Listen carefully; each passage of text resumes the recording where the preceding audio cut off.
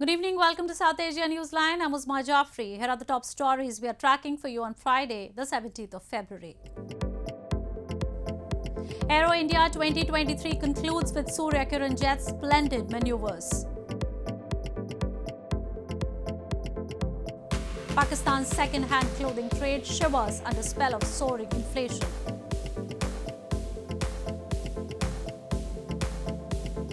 And Hindu holy men throng Nepal's Pashupatinath temple ahead of Maha Shivaratri festival. And now for all the details. The biennial aviation and defence expo and air show Aero India 2023 concluded on Friday in India's southern Bengaluru city with majestic fighter jets performing air manoeuvres. The 5-day event also witnessed flying demonstrations from Indian Air Force aircrafts, including fighter jet Sukhoi Su-30 MKI and the newly inducted attack light combat helicopter Prachand. Indian flying aerobatics team Surya Kiran also enthralled the audiences with their demonstrations. The 14th edition of the air show also saw the participation of biggest delegation from the United States, with its frontline stealth aircraft F-35 taking up the Indian skies for the first time. During the course of the event, 266 partnerships were forged among different exhibitors and enterprises, including 201 MOUs, 9 product launches and 3 transfers of technology worth around Rs 80,000 crores. It was really great, sir. I mean, watching all of these great aircrafts up close, it's a dream come true. Always wanted to watch Sukhoi Su-30, Tejas aircraft, and watching them here is very inspiring, and I am an aspirant of NDA, so it was very great for me. Moving on. British parliamentarian Bob Blackman has called upon Pakistan to dismantle terrorist bases, particularly those in its illegally occupied territory of Pakistan-administered Kashmir, saying that Islamabad should rather listen to the International Monetary Fund to bring its bad economy back in shape. Blackman, in an interview with news agency ANI, said Pakistan can't just go on appealing to the world for money and support without first putting things right. And its first duty is to dismantle terrorist bases and stop its support to terrorists, he said. Meanwhile, the US Secretary of State Antony Blinken, in a review published this week, rejected the possibility of revoking the designation of Pakistan-based Hizbul Mujahideen and the TTP as global terrorist organizations. He said that the circumstances which led to the designations have not changed. Neighbouring India has also long accused that Pakistan aids and supports terrorists to spread unrest on its soil, especially in Jammu and Kashmir. However, Islamabad denies the allegations. In Pakistan, I'm afraid their economy is shot to pieces, and I think my message for them is that, look, you've got to listen to what the IMF is advising you to do. You've got to bring your economy into shape. You can't just go appealing to the world for money and support, but you must put things right. And the first duty then is to say, look, where you've got terrorist bases, particularly in the illegally occupied part of Kashmir, have those terrorist bases dismantled and then restore peace. Soaring inflation and a rise in taxes have hit the domestic budgets of the common public in Pakistan. Several middle-class families are now forced to lower their standard of living as they suffer with pay cuts and skyrocketing prices. A report. With fresh taxes and soaring inflation, misery of people in Pakistan has also risen, with many failing to even afford second-hand clothes. Imran Ali, a 29-year-old technician who was laid off earlier last year, is among those who have been forced to shop for second-hand garments due to a pay cut and skyrocketing inflation. He said the country's current economic conditions have compelled millions like him to bring down their standard of living. Our salaries are meager, barely enough to enable us to meet ends, he said. सारी मुश्किलात हैं, ज़िंदगी की ज़रूरती चीज़ें बहुत कम हो गई हैं क्योंकि आपको पता है महंगाई इतनी बढ़ गई है। बहुत सी अशियाँ हैं जो हम अफोर्ड नहीं कर सकते। बस ये है कि ज़िंदगी गुजारनी है जो कि गुजार रहे हैं। चीज़ें दिन ब दिन रेट बढ़ते जा रहे हैं। बहुत से ऐसी चीज़ें हैं, बच्चों के खिलौने हो गए हैं और बहुत सारी ऐसी अशियाँ हैं जिसमें कमी आ गई है जो कि हम अफोर्ड नहीं कर सकते। मुख्तसर सी तनख्वाह है जिसमें बस ज़िंदगी गुजार रहे हैं हम। Many traders in Karachi's Landa Bazaar say inflation has hit them as well, and if prices keep rising, they will be forced to shut their shops. अभी बस शायद हो सकते हैं, अगर ये महंगाई है सब बढ़ता जा रहा है तो ये हो सकते हैं कि हम लोग मजबूर हो गए, ये दुकानों छोड़ने में तैयार हो जाएगा, फिर छोड़ेगा, कारोबार नहीं होगा, गाहक लेने वाला नहीं होगा, खरीदार नहीं आएगा, तो मजबूरन यही होगा कि हम लोग तो किराया कब तक देगा। हमारा वस का काम तो नहीं है, क्या वो वस का है, फिर वस से बाहर होगा, फिर हम छोड़ेगा, मजबूर होगा। In less than a month, Pakistan's currency has lost more than a quarter of its value against the US dollar, pushing up the price of imported goods, including second-hand garments. Inflation in Pakistan spiked to 27% year-on-year in January, the highest in more than a decade, and the government only has foreign reserves to pay for just over 3 weeks of imports.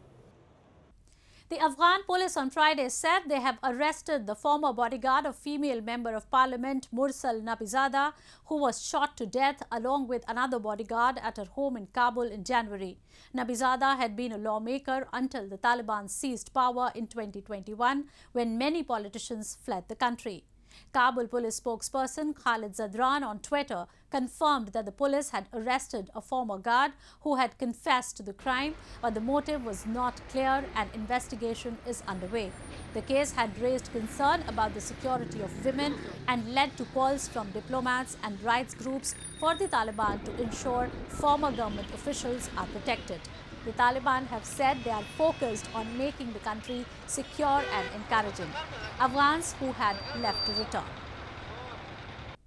People across Sri Lanka have raised their concern over nearly 66% hike in electricity prices by the government in order to persuade the International Monetary Fund to provide a bailout for its crisis-stricken economy.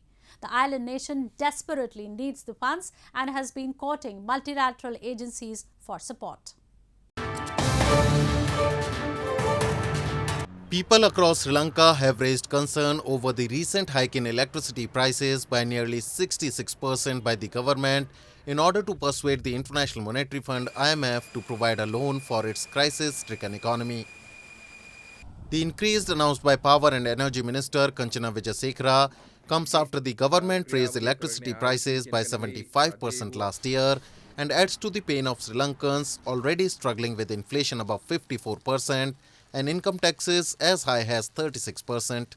එකසියාසුවෙන් පල්ලෙහා පාවිච්චි කරන පොඩි මිනිස්සු ඔක්කොම ටික මං හිතන්නේ බොහොම අමාරුවේ වැටෙනවා මේ විදුලි බිල වැඩි කිරීම වගේ. The IMF and Sri Lanka reached a staff-level agreement for a loan of $2.9 billion last September, but the deal comes with conditions that include raising taxes, removing subsidies, and cutting public sector debt. The government of President Ranil Wickremesinghe desperately needs the funds and has been courting multilateral agencies for support since taking office last July. Moving on. India and Nepal on Thursday jointly inaugurated 2 international suspension bridges in the border area of Dharchula. An official said the bridges will serve as a stepping stone to strengthen bilateral ties and will benefit a population of more than 70,000 people on both sides. They will enhance cross-border connectivity across the Mahakali River, where close people-to-people links exist between communities on both sides of the border. Due to the lack of any infrastructure, people of both the countries had to travel long distances. The bridges have been built by Nepal at Mallaghat and Garbhadar on Lipu Lake Road with Indian grant assistance. A day ahead of the grand Maha Shivaratri festival, the premises of the Pashupatinath temple in Nepal is bearing a new look than the usual. Temple authorities are expecting that more than 2 million pilgrims from Nepal and India will visit the temple on Saturday to celebrate one of the major festivals of the Hindu religion. Ahead of the Hindu festival of Maha Shivaratri on Saturday, the famous Pashupatinath temple in Nepal dedicated to Lord Shiva is bearing a new look than the usual. With structures getting fresh coat of paint and decorations, the temple complex is brimming with pilgrims around the clock. Hindu saints or ascetics have also camped in various locations around the temple. According to Pashupati Area Development Trust, Around 2,500 saints will arrive for the festival, while around 2 million pilgrims from Nepal and neighbouring India are expected to visit on Maha Shivaratri. अहिले चाहिँ पहिलाको भन्दा अहिले चाहिँ धेरै डिफरेन्टहरु देखिरहेछ कस्तो भने चाहिँ धेरै रङ रोकनहरु चाहिँ धेरै मात्रामा लगाएको छ अनि रङ्गी चङ्गी देखेको छ अनि पहिलाको मात्रामा अहिले चाहिँ साधुहरु एकदम धेरै मात्रामा देखेको छ यो अहिलेको टाइममा चाहिँ अन्य वर्षको भन्दा एकदम फरक देखिएको छ अनि रङ रोगनहरु भइरहेको छ अनि साधु सन्तहरु आउने क्रम अझै पनि जारी नै छ पहिलेको तुलनामा एकदम धेरै देखिएको छ अब शिवरात्रि भनेको चाहिँ अब मलाई थाहा भए अनुसार चाहिँ त्यही शिव भगवानकै नाममा नै मनाइने एउटा पर्व हो अनि त्यही रमाइलो को लागि अनि अब यसको हिस्ट्रीहरु के थाहा पाउन सकिन्छ साधु सन्तहरुबाट पनि त्यो थाहा पाउनको लागि नै आउने गरेको छु त्यही हो Maha Shivaratri literally means night of the Shiva and marks the marriage of Lord Shiva, the Hindu god of destruction, to his consort goddess Shakti. It is celebrated on the 14th day of the dark fortnight of month of Magh as per the Hindu lunar calendar. One of the holiest shrines in Hindu religion, Pashupatinath is considered the guardian and protector of the Kathmandu Valley and Nepal. It is thronged by thousands of devotees around the year. Well, that's all we have for you from South Asia this evening. Now our viewers can watch the show on southasianewsline.com. You can also visit us on facebook.com/SAsiaNewsline and follow us on Twitter @SAsiaNewsline. That's all in tonight's edition. We will see you same time next week. Have a great weekend.